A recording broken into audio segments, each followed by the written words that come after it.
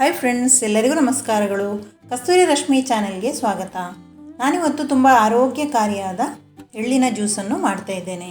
ಎಳ್ಳಿನಲ್ಲಿ ಎರಡು ರೀತಿಯ ಎಳ್ಳಿದೆ, ಒಂದು ಬಿಳಿ ಎಳ್ಳು, ಇನ್ನೊಂದು ಕಪ್ಪು ಎಳ್ಳು. ಎರಡೂ ಎಳ್ಳಿನಲ್ಲೂ ಕೂಡ ಜ್ಯೂಸನ್ನು ಮಾಡ್ಬೋದು. ನಾನಿವತ್ತು ಬಿಳಿ ಎಳ್ಳಲ್ಲಿ ಜ್ಯೂಸನ್ನು ಮಾಡ್ತಾ ಇದ್ದೇನೆ. ಈ ಸುಡು ಬಿಸಿಲಿಗೆ ಬೇಸಿಗೆ ಕಾಲದಲ್ಲಂತೂ ಕರಾವಳಿಯಲ್ಲಿ ಎಲ್ಲರ ಮನೆಯಲ್ಲೂ ಇಲ್ಲ ಹೋಟೆಲ್ನಲ್ಲೂ ಅಂತೂ ಇದ್ದೇ ಇರುತ್ತೆ ಈ ಎಳ್ಳಿನ ಜ್ಯೂಸು. ಬನ್ನಿ ಫ್ರೆಂಡ್ಸ್, ಈ ಆರೋಗ್ಯಕಾರಿಯಾದ ಎಳ್ಳಿನ ಜ್ಯೂಸನ್ನು ಹೇಗೆ ಮಾಡೋದು ಅಂತ ನೋಡುವ. ಇಲ್ಲಿ ನಾನು ಅರ್ಧ ಕಪ್ನಷ್ಟು ಎಳ್ಳನ್ನು ಈಗ ಒಂದು ಪಾತ್ರೆಗೆ ಹಾಕ್ತಾ ಇದ್ದೇನೆ. ಇದು ಹಸಿ ಎಳ್ಳು, ಇದನ್ನೇನು ಫ್ರೈ ಮಾಡಲಿಲ್ಲ, ಇದಕ್ಕೆ ನೀರನ್ನು ಹಾಕಿ ಒಂದು 10 ನಿಮಿಷ ಹಾಗೇ ಬಿಟ್ಟಿದ್ದೆ. ನೋಡಿ, ಈಗ ಇದನ್ನು ನಾನು ಸೋಸ್ತಾ ಇದ್ದೇನೆ. ಸ್ವಲ್ಪ ಚೆನ್ನಾಗಿ ತೊಳೆದು ಇದನ್ನು ಸೋಸ್ತಾ ಇದ್ದೇನೆ. ಈಗ ಸೋಸಿ ನಾನು ಇದನ್ನು ಮಿಕ್ಸಿ ಜಾರಿಗೆ ಹಾಕ್ತಾ ಇದ್ದೇನೆ. ಇದು ಹಸಿ ಎಳ್ಳು, ಇದನ್ನು ಫ್ರೈ ಮಾಡಿಲ್ಲ. ಈಗ ನಾನು ಇದಕ್ಕೆ ಒಂದು ಅರ್ಧ ಕಪ್ಪಿನಷ್ಟು ಬೆಲ್ಲವನ್ನು ಹಾಕಿದೆ. ಒಂದು ಲೋಟದಷ್ಟು, ಒಂದು ದೊಡ್ಡ ಲೋಟದಲ್ಲಿ ಹಾಲನ್ನು ಹಾಕ್ತಾ ಇದ್ದೇನೆ. ಸ್ವಲ್ಪ ನೀರು ಬೇಕಾದರೂ ಆ್ಯಡ್ ಮಾಡ್ಕೊಳ್ಬೋದು. ಒಂದು ಸ್ವಲ್ಪ ನಾನಿಲ್ಲಿ ಏಲಕ್ಕಿಯನ್ನು ಹಾಕಿದೆ, ಇದು ರುಚಿಗೆ.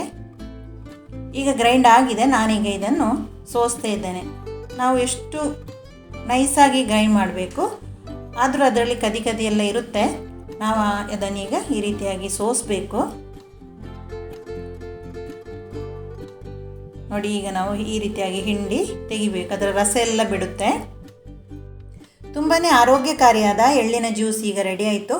ಮನೆಯಲ್ಲಿ ಇರುವಂಥ ಪದಾರ್ಥವನ್ನು ಉಪಯೋಗಿಸಿಕೊಂಡು ಮಾಡುವಂಥ ಜ್ಯೂಸ್ ಇದು. ಮತ್ತು ಇದನ್ನು ಹಸಿ ನಾವು ಎಳ್ಳನ್ನು ಇಲ್ಲಿ ಉಪಯೋಗಿಸ್ಬೇಕು, ಯಾಕಂದರೆ ಫ್ರೈ ಮಾಡಿದರೆ ಅದು ಹೀಟಾಗುತ್ತೆ ಅಂತ ಹೇಳ್ತಾರೆ. ಈಗ ನಾವು ಇದನ್ನು ಸರ್ವ್ ಮಾಡುವ. ಎಳ್ಳಿನ ಬೀಜ ನೋಡಲು ಚಿಕ್ಕದಾದರೂ ಇದರ ಕಾರ್ಬಾರ್ ಕೇಳಿದರೆ ಮಾತ್ರ ನೀವು ಅಚ್ಚರಿ ಪಡ್ತೀರಿ.